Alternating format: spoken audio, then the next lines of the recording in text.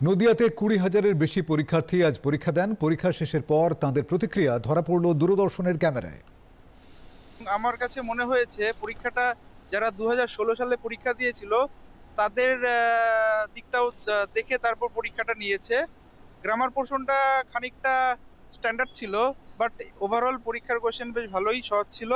এবার পরীক্ষাটা কিন্তু খুব ভালো হয়েছে। ভালোটা বলতে এদের ব্যবস্থাপনাটা খুবই ভালো ছিল। এরকম এর আগের বার অবশ্য পরীক্ষা আমি দিইনি, জানি না। এবারটা ব্যবস্থাপনাটা সবটাই ভালো ছিল। প্রশ্নটা খুবই সহজ হয়েছে, তবে সহজটা হওয়াটা কিন্তু খুব একটা ভালোর দিকে লক্ষণ হয় না। এটা প্রতিযোগিতাটা বেড়ে যাবে খুব। এটা অনেক নাম্বার পেয়েও হয়তো সে প্রতিযোগিতা থেকে ছুটে যাবে, এরকম হতে পারে। আর তার 10 নম্বর তো ওদের জন্য তো বরাদ্দ করাই আছে, সেই জায়গাটা সমস্যা হতে পারে সহজ প্রশ্ন হওয়ার জন্য। দীর্ঘ 10 বছর পরে পরীক্ষা হলো।